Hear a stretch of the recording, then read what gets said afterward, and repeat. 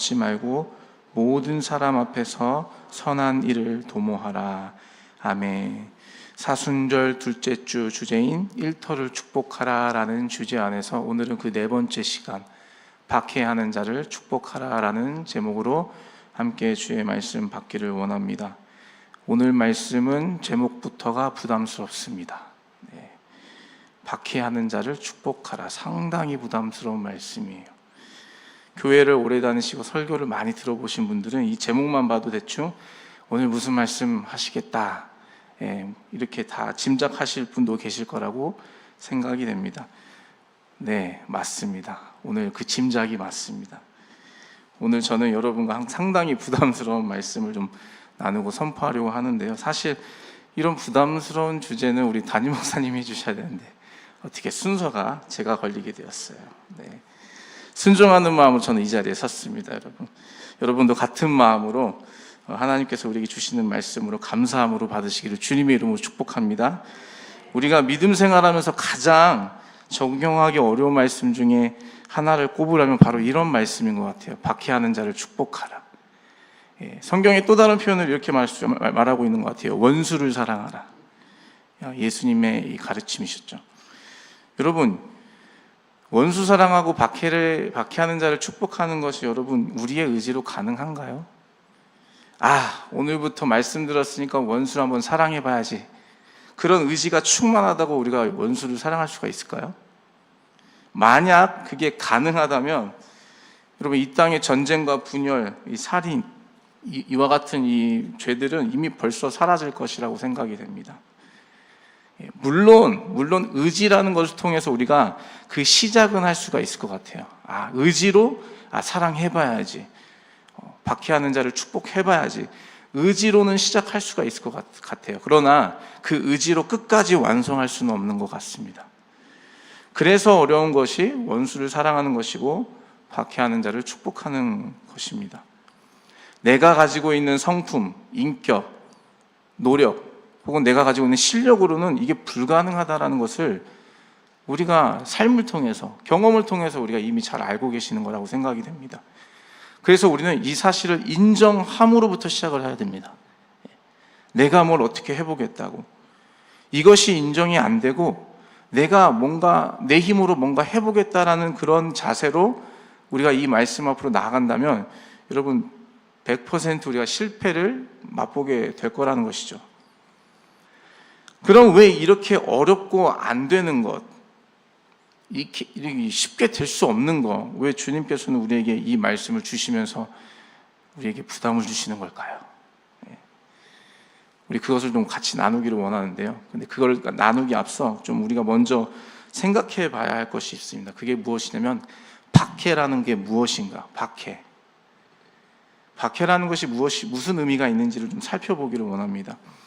성경에서 박해, 핍박, 고난, 이런 단어들을 우리가 쉽게 접할 수가 있는데요. 그런데 이런 단어들은 항상 그 특징이 있습니다. 그 특징이 무엇이냐면 그리스도로 인해 받는 억울함과 부당함을 설명할 때 박해받는다, 핍박받는다, 고난받는다, 이렇게 사용되고 있다는 것이에요.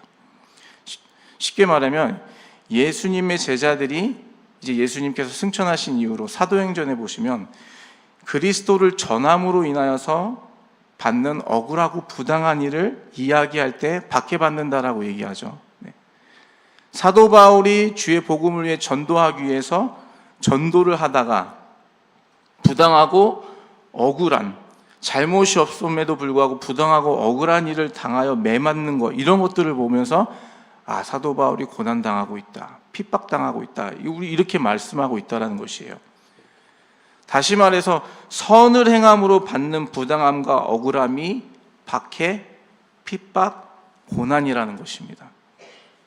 특별히 성경은 그리스도와 상관이 있는 부당함과 억울함이 박해요, 핍박이요, 고난이라고 우리에게 말씀을 하고 계십니다.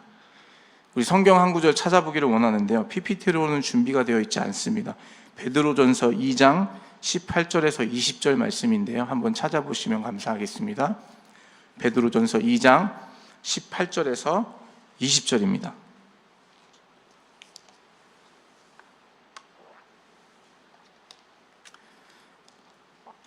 한번 같이 읽어볼까요? 18절부터 20절까지입니다. 시작. 사환들아, 범사에 두려워함으로 주인들에게 순종하되 선하고 관용하는 자들에게만 아니라 또한 까다로운 자들에게도 그리하라. 부당하게 고난을 받아도 하나님을 생각함으로 슬픔을 참으면 이는 아름다우나 죄가 있어 매를 맞고 참으면 무슨 칭찬이 있으리요. 그러나 선을 행함으로 고난을 받고 참으면 이는 하나님 앞에 아름다우니라. 아멘. 여기 이 말씀을 보시면 사환들아, 종들아, 주인들에게 순종하라 이렇게 말씀하시면서 부당하게 고난을 받고 억울함을 당해도 하나님 생각함으로 그걸 참으면 그것이 하나님 앞에 아름다움이 된다 이렇게 말씀하시면서 20절에는 그런데 죄가 있어 매를 맞는 것 같고 그걸 참는다고 해서 그게 칭찬이 되겠냐 이런 말씀을 하고 계신 거예요. 무슨 말씀이냐면 선을 행하면서 받는 부당함과 억울함이 하나님 앞에서 박해와 고난이요 핍박이지 내 잘못과 내 어리석음으로 인하여서 얻는 결과로서의 억울함과 부당함, 그것은 성경이 말하고 있는 박해와 핍박과 고난이 아니라는 것이에요. 여러분, 아이가 잘못을 해서 부모에게 혼이 났습니다. 이건 당연한 것이죠. 그런데 그것을 보고 저 아이가 부모에게 학대당한다, 우리는 이렇게 말하면 그건 어리석은 말이죠. 선을 행하다 받는 부당함, 억울함이 박해를 받고 핍박을 받는 것입니다. 나의 잘못과 나의 어리석음으로 인해 겪는 결과를 박해를 받았다, 핍박받았다 하지 않는다라는 것이에요. 혹시 여러분 중에 내가 핍박받고 있다고 생각하시는 분이 계실까요? 그럼 먼저 우리가 이 말씀을 깊이 묵상하며 들어가기 앞서 그 핍박이 내가 주님을 따르면서 믿음 지키면서 겪는 억울함과 부담함으로 받는 것인지, 아니면 내가 잘못으로 인해서 나의 잘못과 나의 어리석음으로 인한 결과인지 여러분 한번 스스로가 점검해 보시기를 바랍니다. 단순히 다른 누군가가 나를 미워하고 싫어하는 것이 모두 박해요 핍박과 고난이 아니라는 것이에요. 여러분, 그 동기가 내가 선을 행함으로 인함인지 아니면 나의 어리석음으로 인함인지를 분명히 살펴봐야 한다는 것입니다.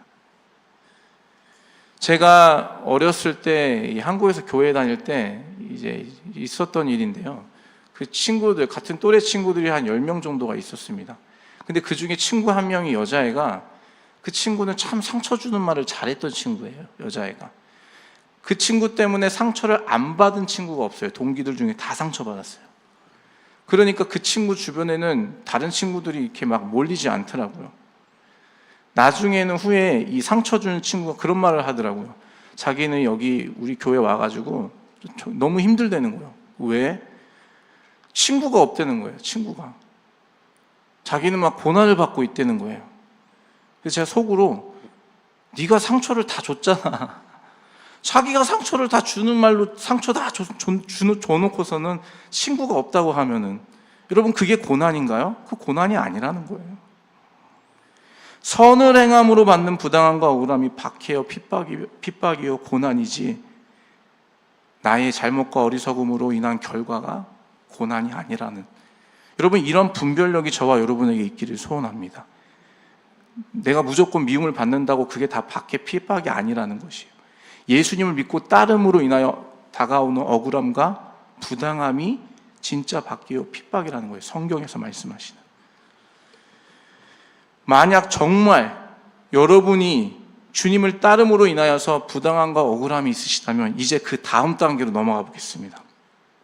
그런 분들도 분명히, 그 고난 가운데 계신 분들도 분명히 계실 텐데요. 그러면 우리가 어떻게 이 박해하는 자를, 나를 미워하는 자를, 나를 핍박하는 자를 축복할 수가 있을까요? 우리가 어떻게 원수를 사랑할 수가 있을까요? 앞에서 나눴던 것 같이 여러분, 우리의 힘과 능력으로는 안 되는 일이라는 것을 우리가 잘 알고 있습니다. 그러면 주님이 왜 이 말씀을 우리에게 주시는 걸까요? 그 답은 우리 예수님께 있습니다. 우리 아까 읽었던 베드로전서 2장 18절에서 20절을 읽었는데요. 이번에는 19절부터 21절까지 한번 읽어볼까요? 아까 읽었던 말씀이 베드로전서 2장 19절에서 21절입니다. 19절 읽겠습니다. 시작. 부당하게 고난을 받아도 하나님을 생각함으로 슬픔을 참으면 이는 아름다우나 죄가 있어 매를 맞고 참으면 무슨 칭찬이 있으리요. 그러나 선을 행함으로 고난을 받고 참으면 이는 하나님 앞에 아름다우니라. 이를 위하여 너희가 부르심을 받았으니 그리스도도 너희를 위하여 고난을 받으사 너희에게 본을 끼쳐 그 자취를 따라오게 하려 하셨느니라. 아멘. 여러분, 예수님께서 우리에게 친히 본이 되어 주셨습니다. 예수님의 고난과 핍박, 그것은 우리를 위한 것이었고 또한 우리에게 본을 보이셔서 우리가 그 길을 따르게 하기 위함이었다라는 사실입니다. 예수님은 항상 우리에게 본을 보여주셨어요. 예수님은 말로만 우리 사랑하라고 말씀하지 않으셨습니다. 직접 사랑하는 것을 우리에게 보여주시고 그 사랑을 우리에게 나타내 주셨습니다. 사랑의 본을 보여주셨죠. 예수님은 말로만 우리에게 용서하라 하지 않으셨습니다. 자기 자신을 내어주시기까지 당신이 친히 우리에게 용서의 본을 보여주셨습니다. 예수님의 제자의 훈련 방법은 직접 본을 보여주시는 것이 그 핵심이었습니다. 말로만 가르치지 않으셨어요. 직접 몸으로, 삶으로 모든 것에 본이 되어 주셨다라는 것이에요. 직접 보고 느끼는 것보다 더 큰 교육이 없습니다, 여러분. 여러분, 용서라는 개념을 모르는 사람에게, 어떤 아이에게 용서를 말과 글로 표현할 수가 있을까요? 가르칠 수 있을까요? 용서를 말과 글로 한번 가르쳐 보세요. 보신 적 있으세요? 아이에게 사랑을 모르는 아이, 사랑이라는 개념을 모르는 아이에게 말로 사랑을 말과 글로 가르칠 수 있을까요? 사랑은 이런 것이야 하고 설명한다고 여러분 사랑이 깨달아지나요? 용서를 배우는 가장 유일한 길은 용서함을 경험하는 것입니다. 사랑을 배우는 유일한 길은 사랑을 받는 것이에요. 예수님은 우리에게 용서를 경험케 해 주셨습니다. 진노의 자녀로 멸망이란 운명을 벗어날 수 없는 우리를 사랑하셔서 용서하여 주시고 당신의 자녀로 삼아 주셨습니다. 이것보다 더 큰 용서와 사랑이 여러분 어디에 있을까요?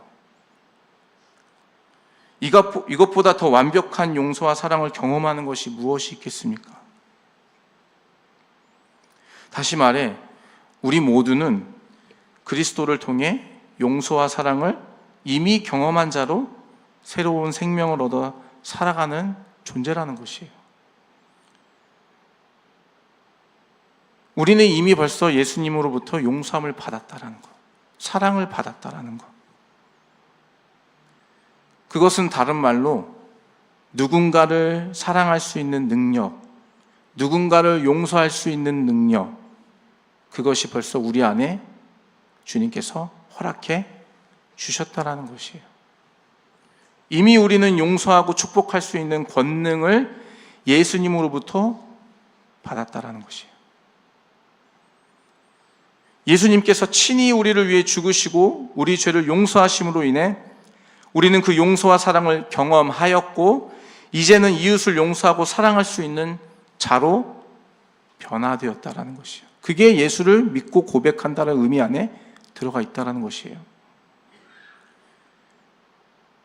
이 놀라운 사실은 그래서 우리로 하여금 박해하는 자를 축복하라라는 말씀이 그냥 저기 먼 나라 이야기가 아니라 우리의 삶에 실제가 될 수 있는 유일한 방법임을 우리에게 가르쳐주고 계시는 것이에요. 어떻게 우리가 원수를 사랑할 수 있을까? 어떻게 우리가 박해하는 자를 축복할 수 있을까? 그 답은 예수님께 있다라는 것. 우리가 이미 그 예수님으로부터 용서와 사랑을 받았기 때문이다. 그런데 여러분, 여전히 우리는 여러분 용서하고 사랑하지 못하고 있는 것을 우리가 보게 됩니다. 왜 그런 걸까요, 도대체? 받았다고 하는데, 이미 우리에게 주셨다고 했는데 왜 우리는 여전히 용서하지 못하고 사랑하지 못하는 걸까요? 왜 이렇게 나를 핍박하고 박해하는 자를 위해 기도하고 축복하는 것이 어려울까요? 단순합니다. 그 이유는 우리가 예수님께로부터 시작하지 않아서입니다. 아까 말씀드렸던 자꾸 내 의로 뭘 하려고 하기 때문이에요. 내 의지로 한번 사랑해 봐야지, 내 생각으로 한번 결단으로 한번 해봐야지, 내 열심으로 한번 해봐야지, 이렇게 우리는 접근하지 예수님으로부터 시작하지 않아서라는 것이에요. 이 용서와 사랑은 오직 예수님으로부터만 시작이 됩니다. 여러분, 이번 주 내내 우리 일터를 축복하라라는 주제 안에서 이번 주 내내 이제 새벽 강단을 통해서 주님께서 우리에게 주시는 말씀에 이 흐름이 있는데요. 결론적으로 이런 흐름들이 있더라고요. 하나님 말씀 앞에 순종하는 것이다. 일터를 축복하기 위해서는 하나님 말씀 앞으로 나아가야 된다. 그리스도와의 친밀함으로 나아가야 된다. 어제 우리 담임 목사님 통해서 주시는 말씀은 성령의 충만함을 받는 것이 우리가 하나님의 임재를 구하는 것, 그 시작이다. 일터를 축복할 수 있는 그 시작이다라고 말씀해 주셨어요. 여러분, 맞습니다. 그렇습니다. 박해하는 자를 축복할 수 있는 것은 우리가 그리스도 안에 있을 때 가능하다라는 것이에요. 하나님 말씀 앞에 순종함으로 나아갈 때 그게 그 시작이 가능하다라는 것이에요. 그리스도와의 친밀함 가운데 있을 때에 박해하는 자를 축복할 수 있는 그 첫 걸음을 내디딜 수 있다라는 것이에요. 성령 하나님의 충만함이 우리 안에 없다면은 그 충만함으로 인하여만이 우리가 박해하는 자를, 원수를 사랑할 수 있다라는 것이에요. 그리스도의 은혜 안에 충만하게 잠겨 있을 때 가능한 것이 바로 박해하는 자를 축복할 수 있다는 것입니다. 그래서 저와 여러분은 반드시 예수님의 은혜 앞으로 날마다 나아가야 할 줄로 믿습니다. 나를 향한 예수님의 은혜로 충만하지 않으면 박해하는 자를 축복하고 싶어도 할 수 없어요. 안 되는 일이에요. 나를 향한 예수님의 사랑 앞으로 나아가지 않으면, 그 사랑으로 충만하지 않으면 원수를 사랑하기는커녕 원수를 향해서 더 칼을 내미는, 그것을 미워하면서도 그렇게 살아갈 수밖에 없는 존재가 우리라는 존재, 우리 인간이라는 존재라는 것입니다. 은혜의 자리를 떠나 있으면 악은 악으로, 은혜의 자리를 떠나 있게 되면 우리는 악은 악으로 갚게 되는 것이에요. give and take의 관계가 된다는 것이죠. 네가 나를 악하게 했어? 그럼 나도 악하게 하는 거죠. 당신이 나에게 선을 줬어? 그럼 난 선을 행하는 거죠. give and take. 예수님의 은혜의 자리를 떠나 있으면 give and take만 남는다라는 것이에요. 그런데 이것은 지극히 세상의 이치와 가치를 따르는 삶입니다, 여러분. 세상은 악은 악으로, 선은 선으로, 이 이치가 맞는 게 세상입니다. 그러나 그리스도인은 다릅니다. 하나님 나라의 가치를 따르는 자들의 삶은 세상의 가치의 삶을 따르지 않아요. 성경은 우리에게 그 가치, 세상의 가치를 말씀하고 있지 않습니다. 오른밤 맞으면 왼밤도 돌려내라고 하는 게 예수님의 가르침 아니겠습니까? 오른밤 맞으면 같이 똑같이 오른밤 때려라, 이렇게 말씀하지 않으셔요. 우리 성경 한 구절 더 찾아보기를 원하는데요. 베드로전서 3장 9절입니다. 베드로전서 3장 9절의 말씀 한 번 더 찾아보겠습니다.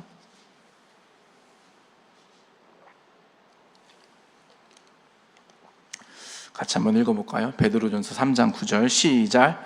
악을 악으로 욕을 욕으로 갚지 말고 도리어 복을 빌라.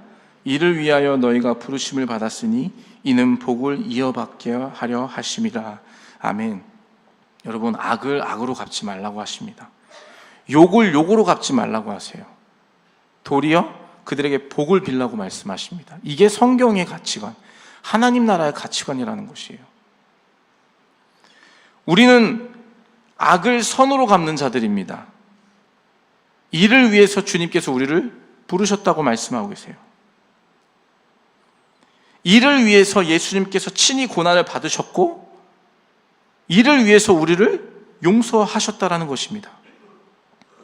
그래서 박해하는 자를 축복해야 하는 것이에요. 이것은 우리가 해도 되고 안 해도 되고 이런 옵셔널한 문제가 아니라 예수를 믿는 우리라면 우리는 반드시 이 말씀 앞으로, 이 부담스럽지만 이 진리 되신 주님의 말씀 앞으로 순종함으로 나아가야 된다는 것이에요. 박해하는 자를 축복하는 것. 이것이 우리의 부르심이라는 것이에요. 이것이 하나님 나라의 가치를 따르는 자의 삶이며 예수님께서 우리에게 요구하시는 참된 복을 받은 자의 삶이라는 것입니다. 올해부터 우리 교회가 사명 선언문을 선포하였습니다. 여러분 잘 아시죠? 우리 창립기념주일 1월 마지막 주에 이 사명 선언문 담임 목사님 선포해 주셨습니다. 우리 혹시 PPT가 준비되어 있나요? 사명 선언문? 네, 한번 보여주시면 감사하겠습니다. 네, 없나요? 네, 우리 한번 같이 읽어볼까요? 우리 사명 선언문 시작. 우리들의 사명은 너는 복이 될지라라는 하나님의 명령을 따라 주 예수 그리스도의 십자가 복음과 성령 안의 성품의 열매로 하나님이 우리에게 부어주신 복을 가정과 이웃과 도시와 선교지에 넘치도록 흘려보내어 이 땅에 주님이 꿈꾸신 하나님의 나라를 기쁨으로 이루는 것입니다. 여러분, 이 사명 선언문 안에 지금 이 오늘 말씀에 핵심도 담겨 있습니다. 하나님이 우리에게 부어주신 복을 넘치도록 흘려 보내어 하나님의 나라를 기쁨으로 이루는 것. 하나님께서 우리에게 부어주신 복이 무엇입니까? 진노의 자녀였던 우리를 용서하시고 사랑하심으로 인해서 하나님의 자녀로 우리를 삼아주신 것. 이것이 하나님이 우리에게 부어주신 복 아닙니까? 용서함과 사랑함을 받았다는 것. 우리는 이 사명, 이것을 받은 자로서 사명자로 살아가야 된다는 것이에요. 가정과 이웃과 도시와 선교지에 우리가 주님으로부터 받았던 이 용서함과 사랑함을 넘치도록 흘려보내는 것.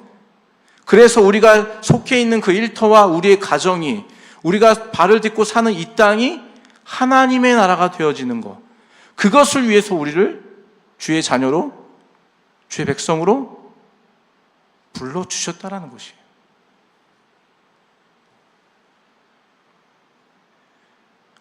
예수님께로부터 받은 것을 우리는 세상을 향하여 흘려보내는 자로 부름을 받았습니다. 예수님은 우리의 죄악을 당신의 사랑과 용서하심으로 선하게 바꿔주셨습니다. 자격 없는 본질상 진노의 자녀인 우리를 당신의 사랑하는 자녀로 삼아 주셨습니다. 이 은혜를 받은 자로서 우리가 어찌 악을 악으로 갚을 수가 있겠습니까, 여러분? 이 주님의 은혜에 우리가 충만함으로 잠겨 있다면 어찌 우리를 박해하는 자를 우리도 똑같이 박해하고 욕할 수가 있겠습니까?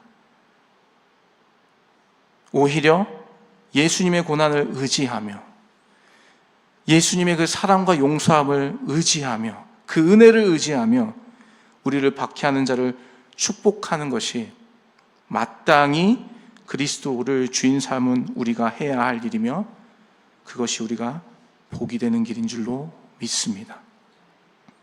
사랑하는 넘치는 교회 성도 여러분, 세상 가운데 사는 것이 그렇게 녹록지 않다는 걸 잘 알고 있습니다. 이 진리의 말씀을 실제가 되는 것이 그렇게 쉽지 않다라는 거, 어렵다라는 거 잘 알고 있습니다. 그러나 주님께서 우리에게 그렇게 말씀해 주셨어요. 내가 하는 일을 너희도 할 수 있다. 오히려 나보다 더 큰 일을 할 것이다 라고 말씀해 주셨습니다. 주님 안에 있으면 가능하다라는 것이에요. 예수님의 은혜 안에 있으면 우리가 가능하다라는 것입니다. 일터에서 혹은 가정에서 그리스도로 인하여 예수님을 믿고 따르는 것으로 인하여 박해와 고난 가운데 혹시 계십니까? 예수님께서 여러분을 위로해 주실 것입니다. 그리고 예수님께서 여러분과 함께 하실 것입니다. 친히 그 못자국 난 손으로 우리의 손을 잡아주시고 우리를 안아주실 것입니다. 그리고 그 주님께서 오늘 저와 여러분을 초청하십니다. 우리가 서 있는 그곳에서 우리를 박해하는 자들을 위해서 축복하라고. 우리가 서 있는 그곳에서 우리의 원수된 자를 사랑하라고 우리를 초청하고 계십니다. 저와 여러분, 그 주님의 초청에 기쁨과 감사함으로 응하여 하나님의 복이 되시기를 주님의 이름으로 축복합니다. 오늘 일터로 돌아가시는 여러분 삶 가운데, 가정 가운데, 누굴 만나든 모든 관계 가운데 이러한 복이 되시는 저와 여러분 되시기를 다시 한번 예수님의 이름으로 축복합니다. 박해하는 자를 축복하라. 먼 나라 이야기가 아니라 예수님의 은혜 안에, 예수님 안에 있으면 우리도 할 수 있다. 이 믿음 가지시고 오늘도 선으로 악을 이기셔서 우리를 통하여 그곳이 하나님 나라가 되어지는 참된 복이 되는 일터 가운데, 가정 가운데 복으로 살아가시는 저와 여러분 되시기를 다시 한번 예수님의 이름으로 축복합니다. 아멘. 우리 같이 한번 기도하기 원합니다.